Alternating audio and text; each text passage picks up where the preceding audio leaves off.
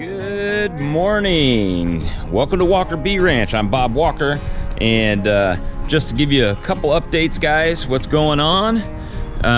From my last video, you saw where I was using, I had the mediums, but I needed some foundation, so I went to Blythewood Bee Company. If you haven't checked them out, they have I think it's a good deal, especially if you've got a bunch of honey supers, but I went this route.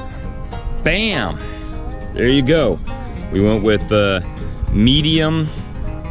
This is the Acorn triple wax foundation. I bought 100 sheets. They had 100 sheets for $150. So Blythewood Bee Company, triple wax.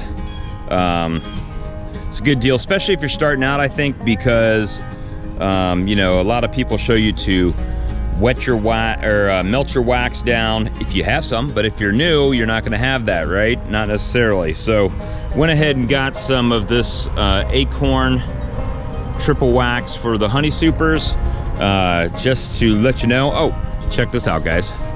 So I did do a thing because, you know, everybody's saying, oh, well, bees drift, and, you know, I had a bunch of hives that looked exactly the same, so I kind of did a thing. So let me show it to you. Bam, there you go. So I went ahead and marked them up with some paint, left one normal, rest of them got stuff on it, even the tall gray ones over here, which I probably didn't need to do just because of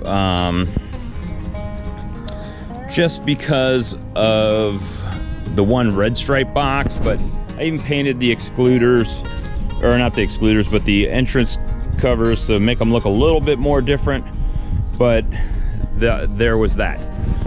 But what I'm most excited for is I got all those boxes out of my kitchen, and I'll show that to you in a minute, but you know, we're just a few weeks away from getting bees now, and I've ordered 5 nucleus colonies, and hopefully I can get some splits out of those and multiply. My mentor seems to think down here in South Carolina that if you get 5 hives, you should not have to purchase bees again if you're doing the right things. You know, splitting, hey, here's a little girl gonna land on my frame here, maybe.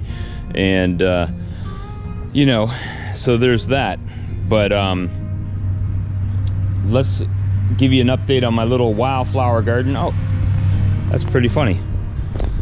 So I got this Be Happy flag, which I showed you guys in the last video. There was actually a bee landed on my Be Happy flag. So got this. This has been planted with wildflowers. You can see they're starting to come up. Hopefully you can see that. Let me get a little bit closer. Wildflowers starting to come up over here, over there. So we've got about 50,000 seeds we planted right there. 50,000. My wife's been a champ. She's been doing a lot of yard work. She's been off the last few days. I've got this tree. I don't know what it is in this yard. I think it's a cherry tree of some sort, but it's getting all these purpley pink looking blooms on it. That's a dogwood. My dogwoods haven't popped yet. So we'll see what happens with that. I think that's some daffodils. This has popped, but the bees have not been on it. So I'm not even sure what that is. You guys might know. Someone told me it's red tips, but I got white ones too. So is there red tips and white tips? Don't know. So as you guys know, I moved here from Augusta, Georgia, left my job with iHeartRadio when my mom was diagnosed with dementia, decided to do the bee farm. The problem is that her property here in South Carolina has been pretty much neglected for quite a while. When I mean neglected, I mean leaves. I mean, there's years worth of leaves. You can see all these piles right here. It's all leaf piles my wife raked up. This is where we had raked. You can see the grass is actually coming in. That's exciting. Exciting to see some grass. It's about a 250-year-old oak tree. The canopy on this thing is huge. So, although don't have any bees yet, been able to do a little bit of work around here. There's plenty to do. I mean, every day there's stuff to do. We've been working from the time pretty much we get up till dark, burning leaves. Still got a bunch of trash that needs to be hauled off, but I don't own a pickup truck, so that makes it a little bit difficult. But let me show you here if I can get around to this other side. So you see that building, but I actually painted it. I think I might have showed you guys that last time. I painted the eaves white, and look at that, the door, guys. The door, red door, all cleaned up, white trim, bee crossing sign we got from Blythewood Bee Company. If you like those things, dressing it up a little bit. Still got plenty of work to do. You guys have seen the pile of junk that needs to be hauled off. It's just from years and years of stuff being out here. The big stack of hives. I got them to the ceiling now. To the ceiling. My hopes is to be able to enclose this room, but we've just got a bunch of stuff that's got to be hauled off. I'm probably gonna end up renting a truck at some point to do that and to clean this place up a little bit more. I'm gonna show you the inside of the shed. Oh, I did find, I want to give a shout out real quick. You know what? I watch Ryan Earl's Bees YouTube channel. If you haven't checked it out, please check it out, because Ryan Earl seems like a good Christian guy. He's always upbeat in his videos. Very, I don't know him personally, but a very nice sounding guy. Professional, he's always positive. But I was able to clean a lot of this out. Still got a lot to do. I also did a spreadsheet yesterday and inventoried the parts that I have for beekeeping. So I have and I was able to determine something. So if what I did is I counted all my boxes. I tore them down yesterday. My wife helped me. Tore them down, took a notepad and paper and went through every box, what type of box it was, how many foundationless frames I had, how many frames that I've got not put together, how many boxes, trim rings, lids, and everything before I went to the to Blythewood Bee Company yesterday, and was able to excuse me, was able to determine where I was short on things, right? So I knew I was short on this foundation. I actually have to order some deep foundation. I don't need 100 deep foundations right now, so I don't think I'm gonna order 100 of them. But right now, all of my boxes, deep boxes, have frames in them.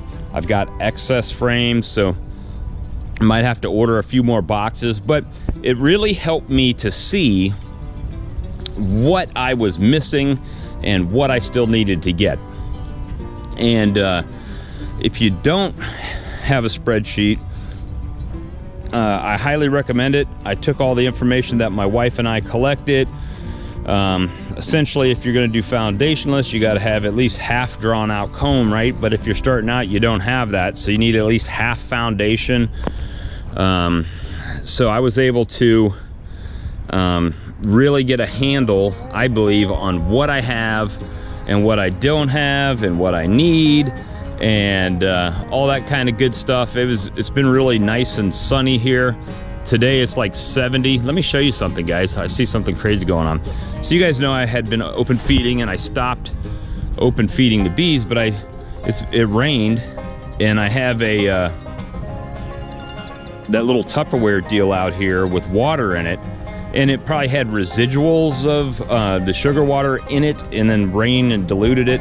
But man, the bees, wild bees, are tearing this thing up. And they're not wild. There's a guy about, I don't know, 2-3 houses down that has 2 beehives, but look at this. They're going, and that's just water in there they're going after. I did put out some pollen sub. So, oh, you know what else? Guys, I must be an idiot. I don't know. I try not to be an idiot. I'm a highly educated idiot if it is. But I made pollen patties following Cayman Reynolds' method, and I screwed it up. I'm sure it's not his recipe because it was totally my screw up probably, but I don't think I let it sit long enough. So he did a video where he's on his back porch, it's kind of at night, and he mixes it all in a 5-gallon bucket. It's 8.5 pounds of water, 21 pounds of sugar, 3 cups of vegetable oil, and I believe it's 12 or 12.5 pounds. I think it's 12.5 pounds of pollen sub. And I mixed it, and then I let it sit for probably 4 hours. But I don't think I let it sit long enough, because when my wife and I started making the pollen patties up and letting it sit, stack them up on top of each other, it started smushing them out of the sides like it was just too thin.